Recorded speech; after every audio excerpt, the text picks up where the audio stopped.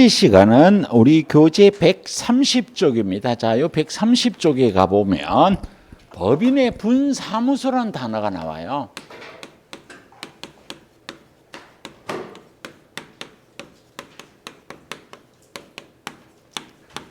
자, 그러면 이게 다시 우리가 가장 기본적인 걸로 돌아가 보면 이런 중개 대상물이 있고 여기에 거래 당사자가 있고 여기에 개업 공인중개사가 있어요.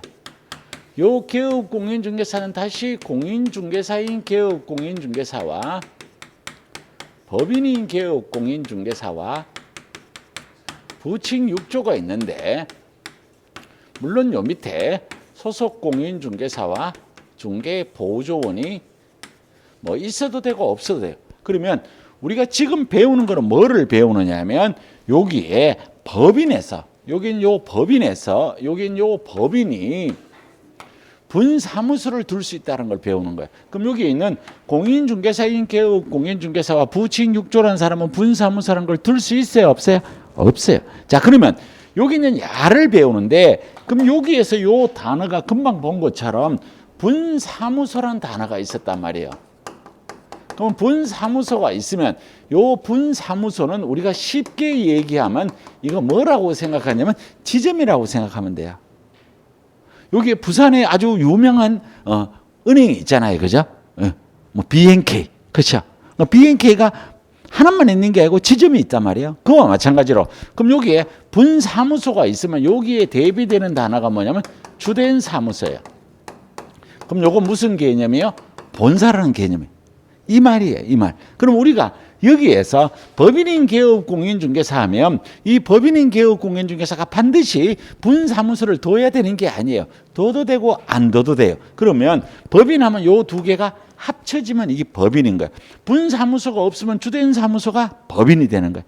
무슨 말인지 알겠죠? 그죠? 이건 지점의 개념이다라는 거예요. 자, 그러면 우리가 여기에서 공부를 할 때 앞에서 배운 내용이 복습이 돼야만이 이게 정확하게 분사무소 설치 요건이라는 게 이해가 되는 거예요. 자, 여기에 공인중개사인 개업 공인중개사가 되기 위해서는 4가지 요건을 갖춰야 돼. 공인중개사인 개업 공인중개사가 되기 위해서는 4가지 요건을 갖춰야 돼. 지난주에 배웠어. 4개. 하나도 기억이 안 나? 여러분들이 나중에 공인중개사인 개업 공인중개사로 개설 등록하려면 요건을 갖춰야 돼. 4가지 요건이야. 하나도 기억 안 나? 또 대답 너무 한다고 뭐라 하니까 아무도 대답 안 해. 자, 뭐라고요? 자, 실, 사결의 요건을 갖춰야 돼. 자가 뭐예요? 자격증. 실이 실무 교육. 요 사는 사무소 확보. 결은 결격 사유. 자, 그러면 우리가 지난주에 배운 법인의 개설 등록 요건은 이게 6개예요. 법인이 개설 등록하려면 6가지 요건을 갖춰야 돼. 첫 번째 나오는 얘기가 뭐냐면 자본금은 이게 법이 곧 바뀔 거예요. 어쨌든 우리가 배운 내용으로는 이제 상법상의 회사 또는 협동조합, 기본법에는 협동조합을 만들어야 돼. 즉 회사를 만들어야 돼. 두 번째, 법 14조만의 업무만을 영위할 목적으로 설립돼야 돼. 자, 그 다음에가 이게 실, 사결의 요건을 갖춰야 돼. 그래서 이 자격증은 대표자는 누구여야 돼요? 공인중개사여야 돼. 자, 그 다음에 뭐가 나와요? 대표자를 제외한 사원 임원의 3분의 1 이상은 뭐여야 돼요? 공인중개사일 것 하는 거예요. 자, 실은 실무교육을 받아야 돼. 누가 받아야 돼요? 누가 받아야 돼? 대표자는 실무교육 받아야 돼요. 사원 임원이기만 무조건 실무교육을 어떻게 해요? 받아야 돼. 자, 그 다음에 요 사무소는, 여기 있는 사무소는 요 사무소는 똑같아요. 자, 결은 대표자도 결격 사유에 해당되면 안 되고 사원 임원도 결격 사유에 해당이 되면 안 돼요. 그래서 요거는 우리 지난주에 배운 내용이야. 그래서 여러분들이 전혀 지금 안 배운 것처럼 그래 하고 있으니까 77쪽을 한번 가볼게요. 77쪽. 자, 77쪽.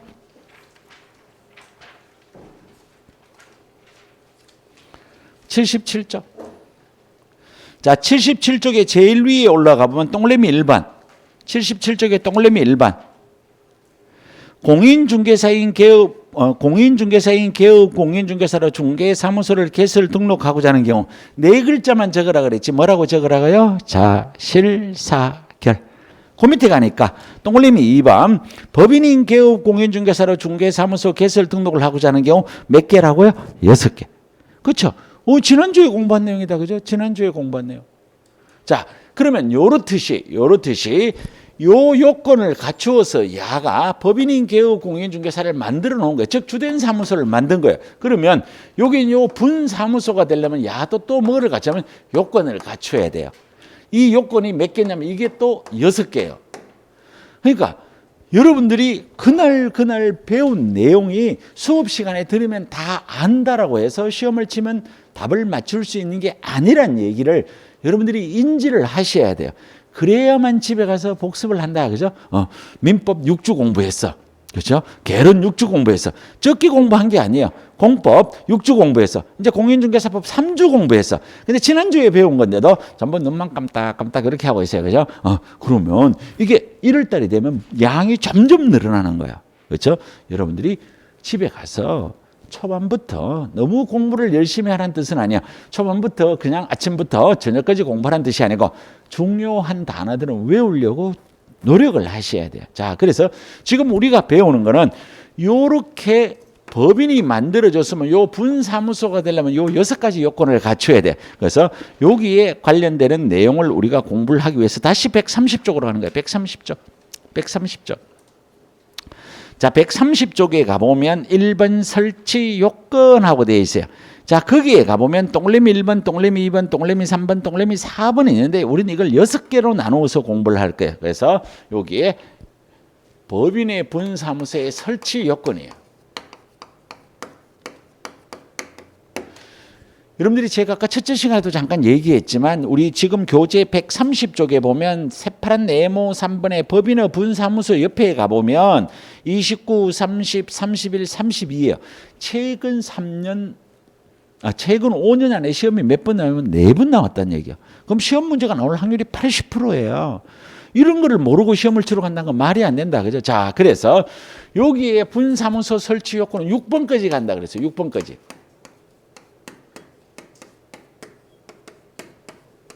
첫 번째, 주된 사무소가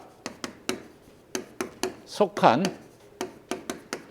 시군구를 제외한 시군구별로 설치해야 돼.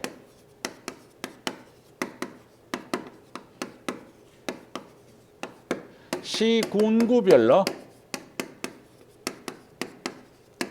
한 개소를 초과할 수 없다 이렇게 돼 있어요.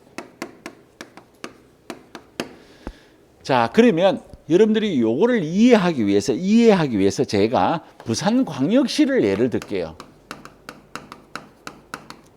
자, 부산광역시에 구가 몇 개 있어요? 구와 군이 몇 개 있어요? 시험에는 안 나오니까 대충만 맞으면 돼요.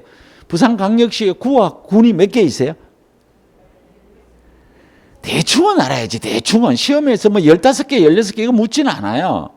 몇 개인지 대충은 알아야지. 전혀 몰라? 뭐 부산 사람 맞나 싶다. 그죠?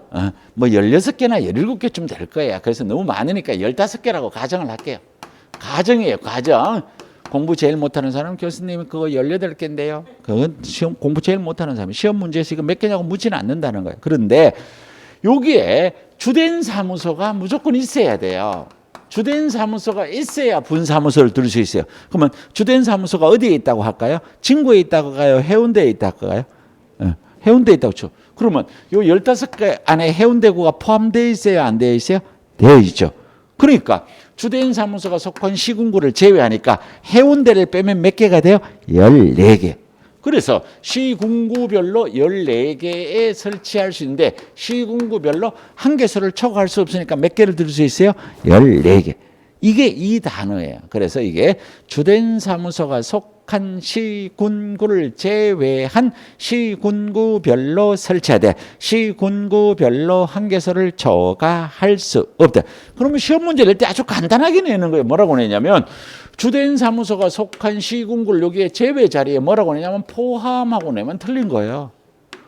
그렇죠? 자, 요게 단위가 무슨 단위예요? 시군구 단위. 그럼 요걸 갖다가 살짝 시도라고 고치면 맞아요, 틀려요, 틀려. 그럼 시도가 되면 부산에 분사무소 둘 수 있어요, 없어요? 없어요. 이렇게 되는 거예요. 그래서 이 원문을 알아야 되는 이유가 이렇게 돼요. 자, 그래서 주된 사무소가 속한 시군구를 제외한 시군구별로 설치하되 시군구별로 한개소를 초과할 수 없다. 자, 그 다음에 여기는요, 자실사결이라는 단어가 그대로 와요. 자는 자격증인데, 요 분사무소에서 제일 높은 사람을 누구라고 하느냐면, 분사무소 책임자란 말을 써요. 법인에서 제일 높은 사람은 대표자인데, 분사무소는 대표자란 말을 쓰지 않고 뭐라고 쓴다고요? 분사무소 책임자. 자, 그러면 분사무소 책임자는 누구여야 된다는 얘기예요? 공인중개사여야 된다는 거예요. 그러면 실은 어디서 가져왔어요? 실무교육. 그러면 분사무소 책임자가 뭘 받아야 돼요? 실무교육을 받아야 돼요. 자, 여긴 요 사무소나 여기 있는 요 사무소나 여기 있는 요 사무소나 똑같아요. 어떻게 똑같으냐 하면 건축물 대장에 기대한 곳에 사무소를 확보할 것 갈로 열고 가설 건축물 대장 제외 갈로 닫고 다만 준공검사나 사용인가 등을 받았는데 아직 건축물 대장에 기재가 안 될 때는 그 사유서를 제출하면 가능하다. 똑같아요. 자, 결은 분사무소 책임자가 뭐에 해당되면 안 돼요? 결격 사유에 해당이 되면 안 돼요. 그러니까 여러분들이 공부를 할 때 이걸 잘 봐야 되는 게 앞에서 배운 내용을 모르면 그냥 수업 시간에 앉아서 고개만 끄덕끄덕 해야 되는 게 아니에요. 그래서 여러분들이 이 입문 과정에 수업을 들은 사람과 안 들어온 사람이 1월 달에 이제 다음 주는 우리가 이제 집에서 그동안 공부 안 하다가 공부했다고 힘들었다고 일주일 동안 집에서 조금 정리를 하고 내년 1월 1일부터 다시 공부를 한단 말이에요. 그러면 그때 앞에서 배운 내용의 단어 하나만 알아도 수업 시간에 마음이 훨씬 더 편해지는 거예요. 근데 1월 달에 되면 여러분들 옆에 남 모르는 사람들이 막 온단 말이야. 그러면 그 사람들은 또 처음부터 오자마자 뭐부터 해요? 밑줄 긋고 색깔 칠하고 그부터 한다는 거예요. 그렇죠? 그래서 여러분들이 앞에 내용을 모르면 안 돼요. 그래서 복습을 하셔야 돼. 복습. 자, 그 다음에 하나가 여기에 보증을 설정해야 돼. 아까 우리 선생님이 대답 잘해줬다. 벽에 걸 때 보증 설정했다는 그 보증이에요. 보증은 나는 미리 설정을 해야 돼. 그래서 이런 요건을 갖춰야 돼. 자, 그래서 이걸 우리 교재에서는 130쪽에 박스 안에 있는 게 요거예요. 자, 거기 가니까 분사무소 책임자는 누구 해야 돼요? 공인중개사야 돼. 그 다음 뭘 받아야 돼요? 실무교육을 받아야 돼. 그 다음 뭐 돼야 돼요? 결격사유에 해당이 되면 안 돼요. 우리 책에서는 이걸 3개로 적어놓은 걸 저는 3개로 나누어 놨을 뿐이에요. 자, 그 다음에 동그라미 2번에 가니까 분사무소마다 업무 보증을 2억 원 이상 추가로 설정해야 돼요. 보증을 설정해야 된다고. 요 말이에요. 자, 그 다음에 시군구별로 한개소를 초과할 수 없다와 3번과 4번을 저는 합쳐서 이렇게 표현을 했는 것 뿐이에요. 그렇죠? 이런 요건을 갖춰야 돼.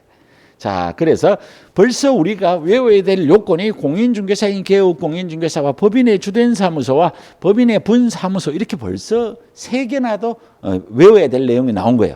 자, 그 다음에 우측에 가보면 큰 2번 설치 절차 분사무소 설치 신고에 제출해야 되는 서류가 기역, 니은, 디귿, 리을이에요. 자, 그러면 우리가 앞에서 여기에 공인중개사인 개업 공인중개사와 법인의 주된 사무소가 되기 위해서 제출하는 서류를 여러분들이 또 기억이 안 날까 봐 여기에 교사여 공신하고 이렇게 적어줬었어요. 또 안 배운 것 같다, 그죠? 안 배운 것 같다니까 또 한번 가봐야 돼. 79쪽 한번 가볼게요. 79쪽. 자, 79쪽. 79쪽. 거기에 제출해야 되는 서류 교사역 공신하고 적었을까 안 적었을까? 적었어요. 그렇죠? 여기에서는 교사역 공신이라는 서류를 제출하는데 다시 원래 페이지대로 와서 131쪽에 와 있어요. 131쪽. 자, 그러면 여기에 분사무소는 요런 설치 요건을 거쳤으면 요 서류를 제출할 때 요 단어랑 조금 달라요. 그래서 요 제출해야 되는 서류는 교사보신이에요. 그러면 교 똑같아요. 사 똑같아요. 요 신 똑같아요. 그럼 여기에 분사무소의 앞에 주된 사무소에 없던 게 하나가 있죠. 뭐가 있어요? 보. 그럼 보가 뭐예요? 보증 설정. 요게 다르다는 거야. 시험 문제 맨날 요걸 내는 거야. 그럼 알아서 다 틀리는 거예요. 여기는 미리 보증을 설정을 해야 되는 거예요. 요런 내용이에요. 자, 그런데 우리가 이제 여기에 이 분사무소가 나오면, 여기에 있는 이 분사무소란 단어가 나오면 제가 무슨 질문을 하더라도 답을 뭐라고 해야 되느냐면 주된 사무소라고 표현을 해야 돼. 자, 이게 무슨 얘기냐? 또 예를 하나 들어줄게요. 자, 요 답은 무조건 주된 사무소예요. 자, 우리가 주된 사무소를 그래도 오늘은 서울에 하나 만들어 보는 거예요. 서울시 강남구 땡땡동에 주된 사무소가 있어요. 그래서 이제 서울의 시장도 이제 어느 정도 확보가 돼 갖고 부산의 시장이 탐이 나서 부산에 분사무소를 두려고 그래요. 어디에 두려고 하느냐면 부산광역시 부산진구 땡땡동은 아무 관계가 없어요. 땡땡동에 두려고 그래요. 그러면 우리가 분사무소가 생기는 곳은 어디냐면 부산진구에 생기는 거야. 그런데 요 설치 신고를 하는 요 제출하는 요 교사 보신이라는 요 서류를 어디에 제출하냐면 진구청에 제출하는 게 아니에요. 누구한테 제출한다고요? 강남구청장한테 제출하는 거예요. 그래서 이걸 뭐라고 한다고요? 주된 사무소. 무슨 말인지 이해가 돼요? 분사무소가 나오면 무조건 어디에 간다고요? 주된 사무소. 그러면 안 배웠는데 질문을 드려보면 여기 있는 부산 진구에 있는 분사무소 땡땡동에 있다가 세모동으로 이사를 갔어요. 그러면 아까 시간에 배운 이전 신고를 해야 돼요. 며칠 안에 해야 돼요? 10일 이내. 이사 갈 때 누구 데리고 가요? 신기사. 누구한테 가야 돼요? 진구청장한테 가야 돼요? 강남구청장한테 가야 돼요? 강남 쪽. 그렇게 하는 거예요. 분사무소가 나오면 무조건 답이 어디라고? 주된 사무소. 물론 예외는 한 개 있어요. 근데 예외는 한참 있어야 배워.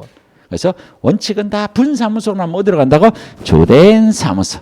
자, 그래서 우리 131쪽에 첫 번째 박스 옆에다가 여러분들은 글자 4개만 적어야 돼요. 뭐만 적냐면 교사보신만 적어야 돼요. 교사보신. 세로로 교사보신.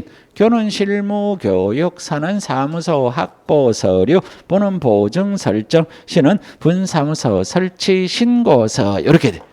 자, 이제 공부를 했으니까 이제 넘어가고요. 자, 나머지는 우리가 다음 기회에 공부를 하도록 하고 136쪽으로 왔습니다. 136쪽.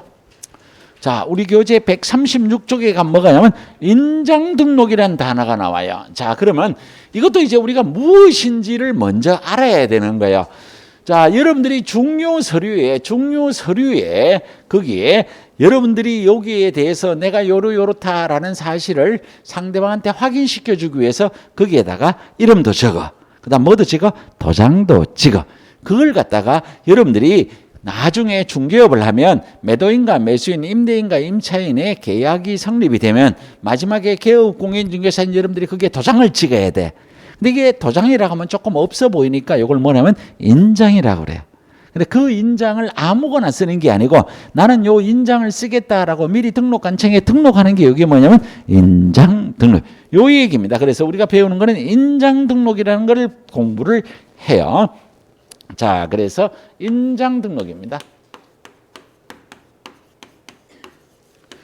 자, 우리 교재의 137쪽에 가봅니다. 137쪽. 새파란 네모 2번에 가면 인장 등록의 주체. 그러면 인장을 등록해야 되는 사람이 누구냐는 거예요.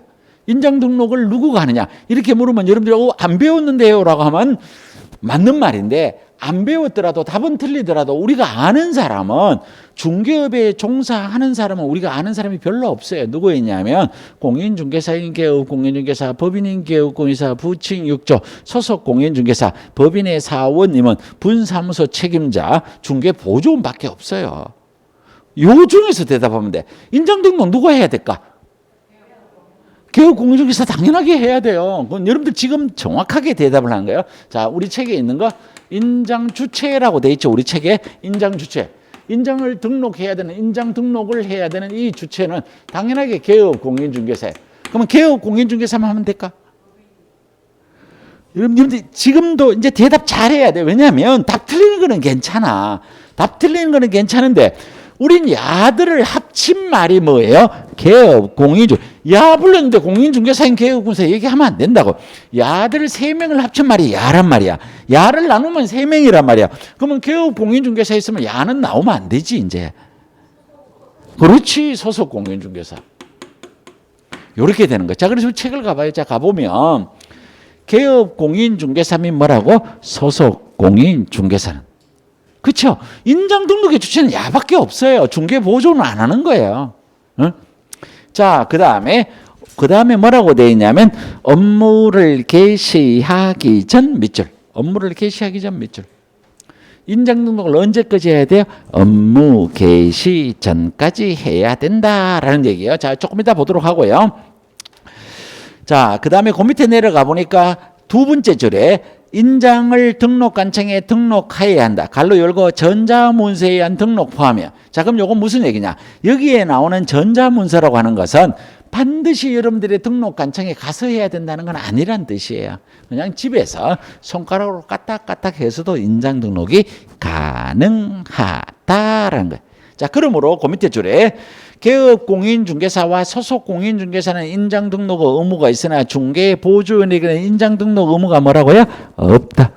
자, 그 밑에 가보니까 새파란 네모 3번에 가니까 등록할 인장에 가보니까 양갈로 1번에는 개인이란 단어가 나오고 양갈로 2번에 가니까 법인인 개업 공인중개사라고 나오고 양갈로 3번에 가보면 법인인 개업 공인중개사라고 나와 있어요. 갑자기 여기에서는 소속 공인중개사라는 단어가 또 없어졌어. 자, 이게 무슨 뜻이냐면 두 번째에 가보면 인장을 등록할 인장이에요. 자, 등록 인장은 요거는 구별을 해보니까 개인이란 단어가 나와요. 그럼 이 개인이란 단어는 뭐에 대비되는 거냐면 법인에 대비되는 걸로 그냥 개인이란 말을 쓴 거예요. 그럼 요 안에는 누구가 들어갔냐면 공인중개사인 개업 공인중개사 부칭 6조. 야들 둘은 법인이 아니잖아요. 그러니까 뭐가 돼요? 개인이. 여기에 누가 들어가요? 소속 공인중개사. 이렇게 되는 거예요. 법인이 아닌 사람은 공인중개사인 개업 공인중개사와 부칭 6조와 소속 공인중개사. 야들 3명은 가족관계 등록부 또는 주민등록표에 기재된 성명이 나타나는 인장으로서 그 크기가 가로세로 각각 7mm 이상 30mm 이내의 인장이에요. 뭔 얘기인지 못 알아듣겠다, 그죠? 한 개도 안 중요하거든, 사실은. 자, 이게 무슨 말인지 조문을 통해서 한번 볼게요. 자, 우리 교재로 가볼게요. 가보면 공인중개사인 개업 공인중개사, 부칙상의 개업 공인중개사 및 소속 공인중개사는 가족관계 등록 등에 관한 법률에 따른 가족관계 등록 이런 데 밑줄 끄면 안 돼요. 이거 시험에 절대로 안 나와요. 그냥 이런 거. 그래서 제가 여러분한테 자꾸 밑줄 끄는 걸 싫어하는 이유가 뭐냐면 여기 밑줄 끄갖고 아무 의미가 없거든. 자, 그 다음에 가면 주민등록법에 따른 주민등록표에 기재되어 있는 성명이 나타나는 인장으로서 그 크기가 가로세로 각각 7mm 이상 30mm 이내의 인장이. 자, 그러면 여기에 제가 가족관계 등록부라고 했다고. 그럼 우리가 시험 문제 이게 가족관계 등록부가 뭐냐고 묻지 않아요. 자, 여러분들이 또 여기에 계신 분들이 다 가족이 있단 말이에요. 가족관계 등록부가 있어요. 그럼 여러분들이 개인이 나오면 주민등록이 있다고요. 주민등록. 그러면 가족관계 등록부나 주민등록표에 보면 여러분들의 본명이 나와 있는 거예요. 그래서 가명이나 예명 같은 건 인장을 등록할 수 없다는 근거로 이런 걸 적어 놓는 것이지 여기에 가족관계 등록부나 주민등록부 이런 거 갖고 시험 문제 틀리게 하지 않는다는 거예요. 그래서 여기는 요 크기가 7mm 이상 30mm 이내의 인장이에요. 그러면 옛날 시험에 여기 한 번 시험 문제가 나온 적이 있어요. 7mm 이상 30mm 이내 인장을 갖다가 10mm 이상 40mm 이내 인장. 이건 맞아요? 틀려요? 틀려. 그 얘기야. 본명밖에 안 돼요. 예명 안 돼요. 가명도 안 되고 아호도 안 되고 아무것도 안 돼요. 그래서 이렇게 등록을 해야 돼. 자, 그걸로 공부 끝이에요. 자, 밑으로 내려와서 법인에 가보면 법인은 우리가 아까 공부한 얘기가 주된 사무소가 있고 분사무소가 있어요. 자, 여기에 주된 사무소는 상업등기 규칙에, 자, 이거 법 이름이에요. 상업등기 규칙에 의해 신고한 누구의 인장이에요? 법인의 인장이에요. 자, 요거는 여러분들이 되게 헷갈릴 수 있는 부분이에요. 예를 들자면 우리 대한민국에서 누구나 아는 삼성전자는 삼성전자의 대표자인 그 유명한 분 거예요. 삼성전자 거예요. 삼성전자 거다, 그죠? 그래서 법인은 법인의 대표자의 인장이 아니고 누구의 인장이냐면 법인의 인장. 그래서 예를 들어서 여러분들이 중개법인을 만들면 대표자의 인장을 찍는 것이 아니고 법인의 인장을 찍는 거야. 자, 그래서 주된 사무소는 상업등기 규칙에 의해 신고한 법인의 인장을 등록을 해야 돼요. 자, 그런데 이 분사무소는 두 가지가 가능해요. 첫 번째, 법인의 인장을 써도 돼요. 두 번째, 대표자가 보증하는 인장을 등록할 수 있다. 자, 요게 이제 무슨 말인지, 요건 우리가 사실 이제 처음 듣는 거니까 헷갈린단 말이에요. 우리 아까 주된 사무소가 어디에 있어요? 서울에 있었어요. 자, 분사무소가 부산 진구에 여기야. 우리 학원 자리가 이제 여러분들 분사무소야. 오늘 계약이 있어. 만약에 법인의 인장만 쓴다면 어떻게 해야 돼? 아침에 일찍 첫 비행기 타고 서울 가야지. 그렇죠? 그 법인의 인장을 받아가지고 비행기 타고 내려왔어. 또 김해공항에서 여기까지 택시 타고 왔어. 여기서 도장 찍고 또 김해공항 가서 서울까지 가서 인장 갖다 주고 다시 내려와야 돼. 비행기상만 60만 원 든다. 그죠? 근데 중개보수는 45만 원 받았어. 골 때리잖아. 이랬을 때는 법인의 인장만 써야 되는 게 아니고 법인의 대표자가 보증하는 인장을 어떻게 해요? 등록할 수 있다. 그래서 여기에는 법인의 인장을 등록할 수 있다가 아니고 대표자가 보증하는 인장이란 말이에요. 그래서 시험 문제를 낼 때 요 단어를 여기에 갖다 넣는 거야. 주된 사무소엔 대표자 인장을 등록한다. 여기 나오니까 어디서 많이 봤네? 그거 맞겠네? 안 맞다고요. 그래서 요 말이 무슨 말인지를 알아줘야 돼요. 그리고 여기에 법인에는 인장 등록을 무조건 어디에 하느냐면 주된 사무소에 해야 돼요. 분사무소에 쓴다고 분사무소가 쓰지 않는다고. 아까 그래서 분사무소가 나오면 숨도 쉬지 말고 어디로 가라고요? 주된 사무소. 이 말이에요, 이 말. 자, 그 다음에 여기에 인감증명서 제출로 가름한다라는 단어가 나와요. 그러면 요 단어는 법인에만 나오는 것이지 이게 개인에는 이 단어가 없다라는 거예요. 인감증명서 제출로 가름한다는 어디에만 나오는 단어예요? 법인에만 나오는 단어예요. 개인에는 이 단어가 나오지 않습니다. 자, 요런 내용이에요. 자, 그래서 교재가 넘어갈게요. 자, 넘어가서 138쪽에 갑니다. 138쪽에 새파란 네모 5번을 먼저 볼게요. 자, 새파란 네모 5번에 양갈로 1번에 가보면 개인 갈로 열고 공인중개사인 개업 공인중개사 중개인 소속 공인중개사는 실명이 나타나는 인장을 등록해야 된다고요. 자, 양갈로 2번에 가보면 법인인 개업 공인중개사의 인장 등록은 상업등기 규칙에 따른 인감증명서 제출로 어떻게 해요? 가름한다. 이렇게 돼 있다. 그죠? 자, 그 다음에 위로 올라가서 새파란 네모 4번의 인장 등록 시기에. 자, 아까 우리가 처음에 나왔어요. 처음에 제가 여러분한테 질문을 드릴 때 인장을 등록해야 되는 주체는 개업 공인중개사와 소속 공인중개사고 바로 그 옆에 가니까 인장 등록은 아까 언제까지 해야 된다면 업무 개시 전까지라고 나왔어요. 자, 그래서 인장 등록의 시기에 관한 얘기가 나오는 거예요. 이것도 이제 우리가 처음 들으니까 헷갈리지만 하면 되는 거 아무 내용도 아니에요.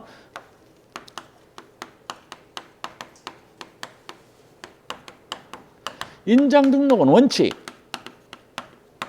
업무 개시 전까지 하여야 한다요.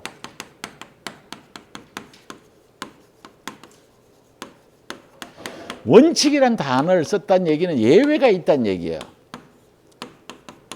개업 공인중개사는 개설 등록 신청 시에, 소속 공인중개사는 고용 신고 시에요. 요거는 할 수 있다. 요 표현이 처음에는 되게 헷갈려요. 자, 이게 무슨 얘기냐면 여러분들이 여기에 개설 등록 신청을 해야 등록증을 교부받아서 어느 시점에 여기쯤서부터 뭘 하냐면 업무를 개시를 해요. 요건 알겠죠, 그죠? 그러면 인장 등록은 언제까지만 하면 돼요? 업무 개시 전까지만 하면 돼요. 그런데 개업 공인중개사는 개설 등록 신청 시에 인장을 어떻게 해요? 등록할 수 있다. 소속 공인중개사도 어느 시점인지 모르지만 고용신고를 해야 업무를 시작할 거 아니에요. 그럼 이 고용신고 시에 인장을 어떻게 해요? 등록할 수 있다. 하여야 한다와 할 수 있다가 다르다는 거예요. 하여야 한다는 언제까지예요? 업무 개시 전까지. 그럼 여러분들 이걸 잘 보면 여기 있는 개설 등록 신청과 고용신고 시는 할 수 있다요. 업무 개시 전까지는 하여야 한다요. 그러면 요 두 개와 업무 개시를 따지면 더 나중에 더 뒤에 일어나는 게 뭐예요? 업무 개시. 그럼 언제까지는 하여야 한다요? 업무 개시 전까지는 하여야 한다고 야둘 둘일 때는 어떻게 해요? 할 수 있다. 이렇게 그 뜻이에요. 자, 그래서 우리 교재에 138쪽에 새파란 네모 4번 설명드렸어요. 자, 밑으로 내려와서 새파란 네모 6번입니다. 자, 여러분들이 계약서에 도장을 엄청나게 찍었어요. 계약서에 도장을 많이 찍어서 그 도장에 따라서 여러분들의 성함이 안 나타나. 그러면 인장을 바꿔야죠. 그걸 갖다 뭐라면 인장 변경 등록에. 자, 제일 밑으로 내려왔어요. 제일 밑으로 내려왔어요. 밑에서 네 번째 줄에 인장 변경 등록은 변경일로부터 며칠이에요? 7일. 자, 밑에서 네 번째 줄, 밑에서 네 번째 줄, 인장 변경 등록은 변경일로부터 며칠이에요? 7일. 자, 절 봅니다. 절 봅니다. 사무소 이전하고 며칠 안에 해야 돼요? 인장 변경 등록은 변경일로부터 며칠이에요? 간판 철거는 며칠 안에 해야 돼요? 그러니까 뭐 즉시가 나왔던 그거는 뭐 괜찮은데 그 며칠이 안 나왔는 것에도 장족의 발전을 한 거예요. 지체 없이요. 지체 없이. 이걸 여러분들이 다 알아야 돼요. 숫자가 여러 수백 개가 나와요. 그래서 그때마다 외우려고 노력을 해야 돼요. 이게 하루아침에 외워지지 않아요. 그 금방 들었는 거는 아는 것 같은데 며칠 지나면 몰라. 며칠 지나도 알 수가 있는데 이것만 하는 게 아니고 공법도 하지, 민법도 하지, 개론도 하지. 그러니까 헷갈리는 거예요. 이걸 여러분들이 아셔야 돼요. 그렇죠? 공부가 이렇다라는 걸 알아야 돼. 자, 제가 여러분한테 요 얘기를 꼭 해주고 싶어요. 그냥 이거는 제 사견이에요. 사견. 제가 TV에서 제일 좋아하는 게 뭐냐면 경연 프로그램을 되게 좋아해요. 경연 프로그램. 경쟁에서 올라가는 거. 어제 밤에 제가 집에 도착하니까 11시 반이었어. 어제 수업하고 집에 가니까 11시 반이야. 11시 반에 트니까 TV 채널 몇 번에서 미스터 트롯 통과를 해. 거기에 아주 유명한 가수가 나와요. 그 사람이 누구냐면 이분이 나오시더라고. 나이는 어려요. 이 사람 몰라요? 나이 든 사람은 알잖아요. 젊은 사람은 몰라도 돼. 또 모른대. 이 사람이 뭐냐면 트롯 가수인데 뭐 장구라 그래야 되나 장고라 그래야 되나 장구 치면서 노래하는 사람이에요. 이 사람이 가수예요. 아주 유명한 가수예요. 대한민국에서 임영웅이 다음으로 팬이 많은 사람이래요. 이거 TV에 나온 얘기를 그대로 전달하는 거예요. 이 사람이 왜 트롯 경연대회에 나왔을까? 그리고 이 사람이 트롯 경연대회에 나와서 진짜로 화면을 비춰주는데 마이크를 드는데 손이 이렇게 해요. 그 유명한 가수가 왜 이럴까? 이걸 여러분들 공부에를 대입시키려고 하는 거예요. 내가 이 가수하고 무슨 관련이 있겠어? 여러분들이 과거에 무엇을 했든 이 박서진이하고 똑같은 심정이야. 이 장구 치면 대한민국에서 제일 유명한 가수야. 그런데 목소리만 하는 경연대회에 나왔고 정말 이렇게 하고 있더라니까. 여러분들이 바깥에서 얼마나 똑똑한 사람이든 얼마나 잘났던 사람이든 얼마나 못났던 사람이든 돈이 많든 적든 다 필요 없어. 공부는 이런 마음으로 해야 된다는 거야. 겸손한 마음으로. 긴장을 해서 해야 된다는 거야. 그렇게 하면 무조건 1년 안에 다 합격해요. 그런데 제 말을 듣지 않고 야가 이 프로에 나오는 이유를 이렇게 하도 대한민국 사람이 나를 박서진이라고 얘기하지 않고 장구 치는 가수래. 나 이거 싫대. 나는 가수 박서진이고 싶어서 여기에 나왔대. 그렇다고 야가 여기에 경연 프로그램에서 1등 할까? 내가 볼 때 1등 못해요. 절대로 1등 못합니다. 절대로 못해요. 그런데도 이런 유명한 사람이 여기에 도전하는 거거든. 그러니까 여러분들이 공부를 할 때 제가 진지하게 처음 공부하는 마음으로 아주 겸손하게 공부를 하면 무조건 온라인에 다 합격해. 그래서 제가 여러분한테 이런 얘기를 많이 해요. 학원에서 나 도장 찍어주는 거 너무 잘한다. 근데 나 요 누군지 몰라요. 여기 앉으신 분 뭐 때문에 못 왔는지 모르지만 지난주에 여기 와서 10분 적어가 온다고 내한테 얘기한다고 했는데 안 보여. 다음 주에 또 오는지, 다음 주는 수업이었구나. 그 다음 주에 봐야 되겠네. 이렇게 공부를 요런 마음으로 했으면 하는 바람을 제가 간절하게 여러분한테 전하는 거예요. 그래서 조금만 공부를 좀 초반에 공부를 해 주시면 아주 좋은 결과가 나올 거예요. 꼭 부탁드려요. 자, 뭔 얘기를 하다 왔냐면 공부를 안 하다가 하니까 이런 단어가 어려운 거예요. 아니, 원칙은 하여야 한다. 예외할 수 있다. 근데 이게 그냥 외우려고 하면 나중에 헷갈려서 안 돼요. 이게 업무 개시 전까지 하여야 한다가 훨씬 더 나중이에요. 그러니까 나중이니까 하여야 한다. 요때는 뭐가 돼요? 할 수 있다. 이런 표현이에요. 자, 인장 변경 등록은 변경일부터 며칠? 조금 아까 금방 했잖아. 인장 변경 등록 변경으로 7일. 사무소 이전한 날부터 며칠? 7일. 10일. 사무소 이전은 10일. 인장 변경 등록은 7일. 간판 철거는 며칠? 지체 없이. 계속 반복을 해야 돼. 자, 그 다음에 우리가 우측에 가서 이제 위반시 제재. 자, 그럼 위반시 제재가 뭐가 위반시 제재가 되느냐 하면 인장을 등록 안 해도 위반이 되는 거야. 업무 개시 전까지 해야 되는데. 그 다음에 인장을 사용을 해야 돼요. 등록된 인장을 사용해야 돼요. 그러면 여긴 요 개업 공인중개사가 인장을 등록하지 않거나 등록된 인장을 사용하지 않는 경우, 또 하나는 소속 공인중개사가 인장을 등록하지 않거나 등록된 인장을 사용하지 않는 경우예요. 왜냐하면 인장 등록 의무자는 아들 둘이밖에 없기 때문에 그래요. 그래서 개업 공인중개사가 인장을 등록하지 않거나 등록된 인장을 사용하지 않으면 어떤 간단하게 적어주는 거야. 어떤 행정처분을 받을까? 개업 공인중개사가 인장을 등록하지 않거나 등록된 인장을 사용하지 않으면 어떤 행정처분을 받을까? 답은 틀려도 괜찮아요. 그런데 어떤 단어가 나온지를 궁금한 거예요. 이건 대박이에요. 이건 대박. 근데 두 사람밖에 대답을 안 해서 그럼 나머지 사람들은 행정처분이라는 단어가 뭔지를 모르는 거예요. 행정처분은 취소와 정지로 나눠져요. 취소에는 자격 취소, 등록 취소, 등록 취소에는 절대적 등록 취소, 상대적 등록 취소, 그 다음에 거래정보사업자 지정 취소, 정지에 가면 업무 정지와 자격 정지가 있어요. 그 6개 안에 단어만 나오면 되는 거예요. 답은 틀려도 괜찮아요. 그래서 요 답은 개업 공인중개사가 요걸 위반하면 요걸 뭘 받냐면 업무 정지예요. 그러면 소속 공인중개사가 인장을 등록하지 않거나 등록된 인장을 사용하지 않으면 어떤 행정처벌을 받을까? 일단 자격이란 글자가 아까랑 나온 단어랑 확실하게 다르잖아. 금방 들어봤거든. 공부가 이거라는 거예요. 그래서 요거는 뭘 받냐면 자격 정지를 받아. 이렇게 돼. 그러면 이게 자동으로 돌아가야 돼. 자동으로. 그래서 이따가 세 번째 시간에 이것만 1시간을 공부해 볼게요. 중간에 거 다 빼고. 이런 단어만 안 친해지면 이 책을 넘기면 우리가 아까 봤잖아요. 100만 원 이하의 과태료, 아까 500만 원 이하의 과태료, 1년 이하의 징역 또는 1천만이 벌금. 그 다음에 여기에 업무정지, 자격정지. 이건 어따 그죠? 책장만 넘기면 다 이 글자예요. 이거하고는 칠해져야 돼. 그래서 우리가 뭐까지 공부했냐면 인장 등록까지 공부했어요. 한 장을 넘기게 한 장을 넘기면 140쪽에 가보면 중개업의 휴업과 폐업이에요. 그것도 마찬가지잖아요. 여러분들 우측에 제목 옆에 가니까 29회, 30회, 31회, 32회 하고 나왔네. 최근 5년간의 시험이 몇 번이냐면 4번. 그러면 무조건 우리는 제목만 나오면 80%야 시험 나올 확률이 매년 나온다는 게 아니라 5번 중에 4번은 나온다는 거예요.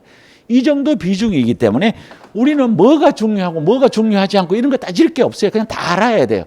시험 문제가 조문 110개 정도에서 30문제 가까운 문제가 나와요. 그래서 이거는 여러분들이 조금 신경만 쓰면 돼요. 내용은 어렵지 않잖아요. 자, 그럼 우리가 지금 배우는 게 뭐냐면 휴업을 배워요.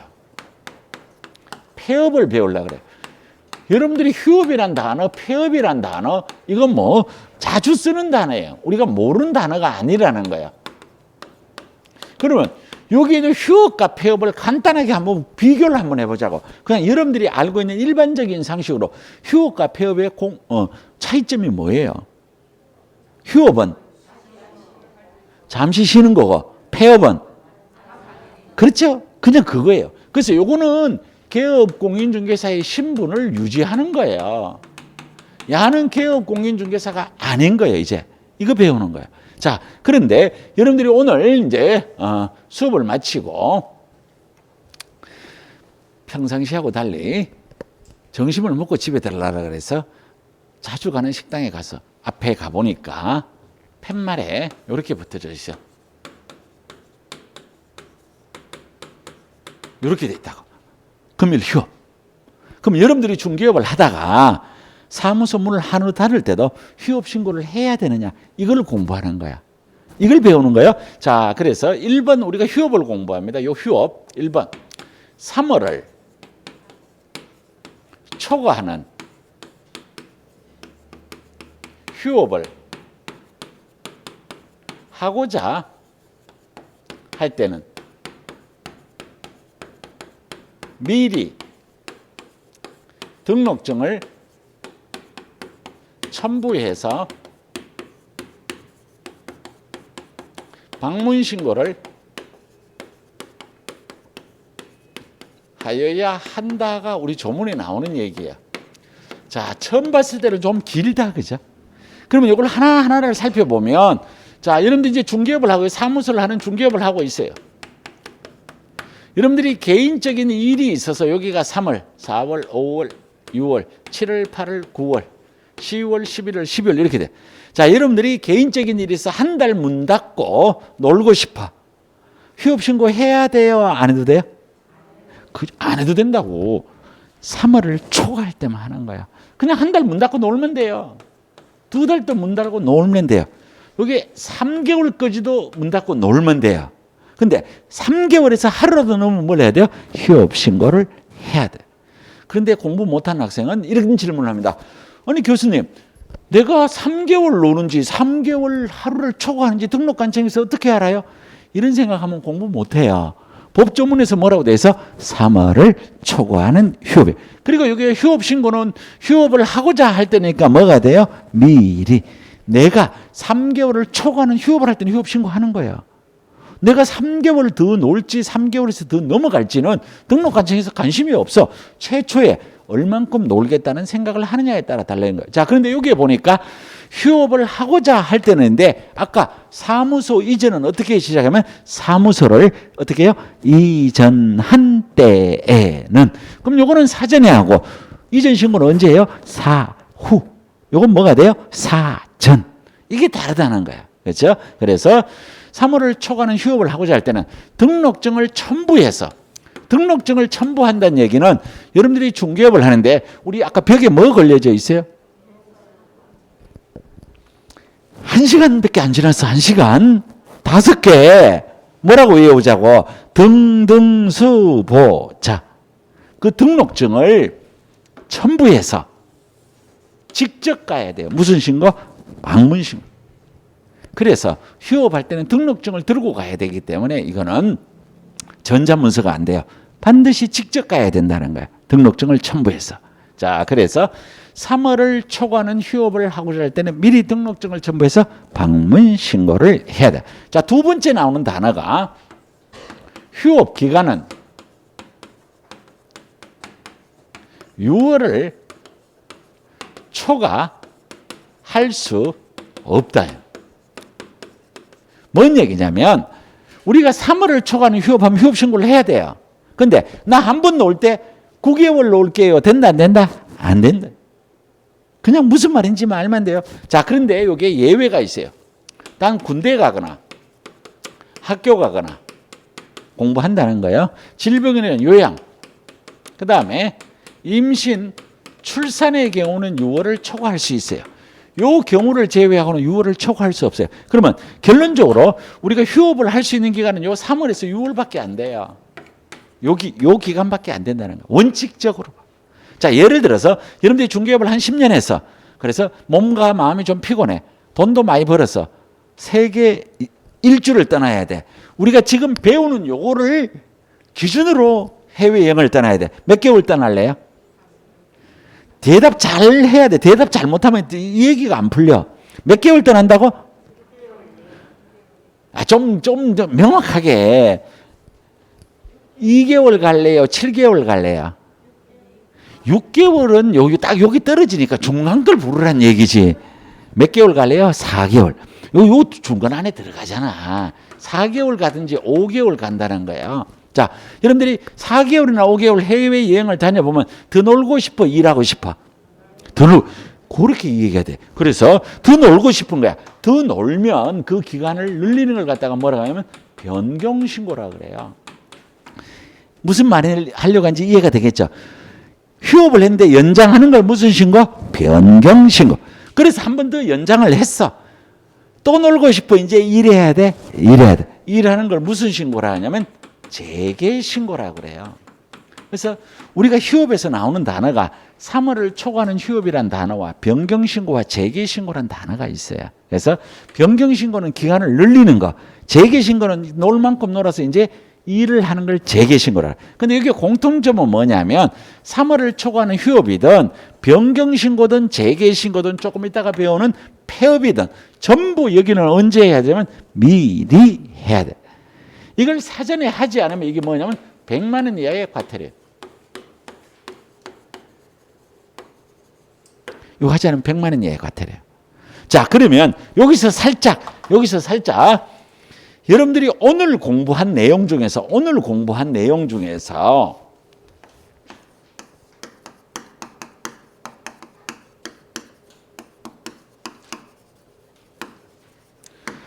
배운 내용 중에서 100만 원 이하의 과태료 생각나는 대로 그냥 밑에 거 보고 할 필요가 없고 생각나는 대로 100만 원, 이걸 뭐를 위반하면 100만 원 이하의 과태료 오늘 몇 개가 나왔어요? 자신 있게. 자, 우리 선생님 금방 여기서 나왔잖아. 뭐를 위반하면 100만 원 이하의 과태료? 대답하기 싫지. 지금 여기에 휴업신고, 폐업신고 미리 안 하면 100만 원 이하의 과태료 금방 했잖아. 또 자신 있게 얘기 좀 해봐. 여러분들 마스크 쓰고 그냥 이렇게 하면 나한테 하나도 안 들려. 간판 철거는 아닙니다. 이거 여러분들 답 틀린다고 내가 절대로 뭐라 하지 않아요. 간판 철거를 하지 않으면 이거는 100만 원 이하의 과태료가 없어요. 그래서 이걸 여러분들이 이런 틀린 답을 해줌으로써 머릿속에 남는 거예요. 답 틀린다고 전혀 문제가 되지 않아요. 간판 철거는 지체 없이 간판을 철거하지 않으면 등록관청에서 직접 되어가는 대집행밖에 없어요. 100만 원 이하의 과태료는 없어요. 아, 좋은 답을 해주셨어. 네? 광고에 뭐 조금만 더 한번 그냥 네?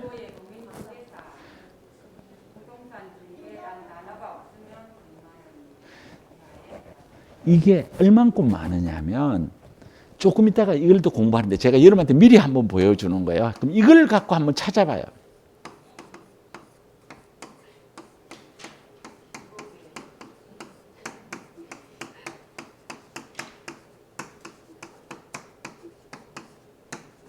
이걸 제가 여러분한테 보여주는 이유가 뭐냐면 우리가 앞으로 이거를 무조건 외우셔야 돼요. 외운 다음에 이 글자를 갖고 뒤에 있는 거하고 연관을 시켜야 돼요. 근데 오늘 이 내용을 많이 배웠다고. 자, 100만 원 이하의 과태료를 어떻게 외우냐면 자, 저는 조선시대 사람이에요. 이해하고 들어요. 요즘 옆에 있는 짝지 보고 자기야하고 불러. 근데 제가 조선시대 살 때는 자기야란 말이 없었어. 그래서 이보게 하고 불렀어. 옆에 있는 짝지 보고 이보게. 문패를 반납, 휴, 광고 이렇게 외우는 거예요. 자, 100만 원 이하의 과태료하면 여러분들 딱딱 끊어서 외우면 돼요. 이보게, 문패, 반납, 휴, 광고 이렇게 하는 거예요. 자, 100만 원 이하의 과태료 다 같이 시작. 이보게, 문패, 반납, 휴, 광고. 여기 오늘 배운 내용이 거의 다 들어있어요. 이는 어디서 가져왔을까? 그렇죠. 사무소 이전 신고.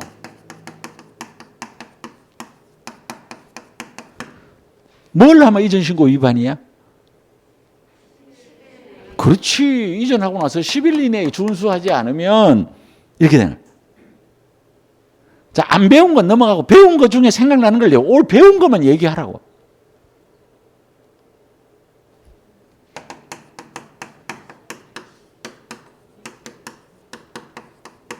우리 벽에 뭐 그래야 돼? 등등수 보자를 걸지 않으면 100만 원 이하의 과태료. 개업 공인중개사는 사무소 명칭에 무슨 무슨 공인중개사 사무소 무슨 부동산 중개라는 문자를 사용을 해야 돼요. 하지 않으면 100만 원 이하의 과태료. 조금 아까 배운 얘기잖아. 자, 그 다음에 여기에 가보면 휴업, 여기에 폐업, 여기에는 변경신고, 재개신고를 미리 하지 않으면 뭐가 돼요? 100만 원 이하의 과태료. 자, 요 광고는 개업 공인중개사가 중개 대상물에 대한 표시 광고를 할 때는 사무소 명칭, 소재지, 연락처, 등록번호, 개업 공인중개사의 성명을 적지 않으면 100만 원 이하의 과태료. 중개 보존에 관한 사항을 명시하지 않으면 100만 원 이하의 과태료. 중개 보존에 관한 사항을 명시하면 100만 원 이하의 과태료. 이렇게 되는. 자, 그러면 우리가 지금 여기 요 반납이라는 걸 한번 살펴볼게요. 자, 우리 지금 무슨 시간이에요? 아까하고 똑같이 우리 무슨 시간이에요? 지금 무슨 시간? 공인중개사법 시간에. 공인중개사법 시간에 배우는 단어 중에서 우리가 남한테 빌려줄 수 있는 증이 딱 2개밖에 없어. 우리가 남한테 빌려줄 수 있는 증이 딱 2개밖에 없다니까. 공인중개사법 시간에 배운 단어야. 우리가 남한테 빌려줄 수 있는 게, 여러분들이 공인중개사법 시간에 여러분한테 옆 사람한테 돈 빌려준다, 책 빌려준다, 옷 빌려준다 안 배우잖아. 남한테 빌려줄 수 있는 게 딱 증이 2개 있다니까. 그렇죠. 하나 뭐 자격증, 하나는 뭐 등록증이지 뭐 배운 게 이거밖에 없는데, 자격을 취득했다가 자격이 취소되면 자격증을 반납해야 돼요. 이걸 며칠 안에 반납해야 되면 7일 안에 반납을 해야 돼요. 하지 않으면 100만 원 이하의 과태료. 자, 개설 등록했다가 등록이 취소가 되면 등록증을 반납해야 돼요. 며칠에 반납하면 7일 이내에 반납해야 돼요. 하지 않으면 100만 원 이하의 과태료. 자, 여기에 보는 여러분들이 아까 봤던 보증서예요. 분사무소 설치 신고할 때 미리 보증을 설정해야 돼. 그 다음에 계약이 종결이 되면 계약서를 쓸 때 개업공인중개사인 여러분들이 매도인하고 매수인한테 나눠주는 서류가 하나는 계약서, 하나는 확인설명서. 안 배웠어요 아직. 그 다음에 이게 보증서 4번을 나눠줘야 돼. 이걸 나눠주지 않으면 뭐면 100만 원 이하의 과태료. 자, 이거를 우리가 3번째 시간에 배울 걸 미리 하나 연습한 거예요. 그래서 여러분들에게 뭐를 한번 보여주고 싶으냐면, 자, 우리 교재 몇 쪽을 가느냐면 305쪽을 갑니다. 305쪽, 305쪽. 자, 305쪽. 자, 305쪽에 가면 박스 밑에 양갈로 2번 뭐가 나와요? 100만 원 이하의 과태료. 305쪽, 305쪽 박스 밑에 양갈로 2번 100만 원 이하의 과태료. 다음 어느 하나에 해당한 자에게는 100만 원 이하의 과태료를 부과한다. 개업 공인중개사를 대상으로 등록한 층이 부과하고 자격 취소된 공인중개사를 대상으로 자격증을 교부한 시도의사가 과태료를 부과한다. 자, 그 밑에 가보니까 앞에 거 글자 빼고 동그라미 1번. 법 제21조 1항을 위반하여 휴업, 폐업, 휴업한 중개업의 재개신고 또는 휴업기간의 변경신고를 하지 않으면 뭐가 돼요? 100만 원 이하의 과태료. 그래서 여기에서 우리는 2개로 나누었잖아요. 하나는 여기에서 뭐냐면 폐업, 여기 하나는 뭐예요? 휴업. 그렇죠? 요거 위반하면 100만 원 이하의 과태료라고. 자, 너무 거기에 표시하려고는 하지 말고 별로 이거는 어디에 있다는 건 여러분들이 아셔야 돼요. 자, 그 밑에 내려갑니다. 자, 그 밑에 내려가면 동그라미 2번. 중개사무소 등록증. 그죠? 갈로 열고 등록증, 공인중개사 자격증, 보수 설정 증명서류, 중개요수 요율표, 자격 사업자 등록증을 뭘 하지 않았어요? 개시. 개에다 동그라미예요. 개에다 동그라미를 아무데나 치면 안 돼요. 이보게 할 때 개시. 이걸 위반하면 100만 원 이하의 과태료. 자, 한 장을 넘겨봐요. 한 장을 넘기면 동그라미 3번. 법 제20조 제1항을 위반하여 중개사무소 이전 신고할 때 이. 그렇죠? 자, 그 다음에 동그라미 4번. 뭐뭐를 위반하여 사무소 명칭의 공인중개사 사무소 부동산 중개라는 문자 할 때 문에다가 동그라미. 4번과 5번은 똑같아요. 부칙상의 개업 공인중개사가 공인중개사 사무소는 문자를 쓸 수가 없습니다. 이거 위반하면 4번과 5번은 똑같은 거예요. 자, 그 다음에 6번. 제18조의 제2, 제1항 중개 대상물의 광고의 소재지, 연락처, 성명, 명칭, 등록번호 또는 제2항에 관련되는 걸 위반한 거예요. 그래서 이건 뭐에 관련되냐면 이게 광고 위반이에요. 광고 위반. 자, 그래서 여러분들이 거기에 중개 대상물로 광고할 때 광고에 동그라미를 치면 돼요. 자, 그 다음에 동그라미 7번. 등록이 취소된 후 7일 이내에 중개사무소 등록증을 반납할 때 반납 동그라미. 그 다음에 8번에 가보면 손해배상 책임에 관한 설명을 하지 않거나 관계증서의 사본 또는 관계증서에 관한 전자문서를 교부하지 않는 것. 이 보게할 때 보예요. 보증에 관련되는 얘기예요. 보증. 보증.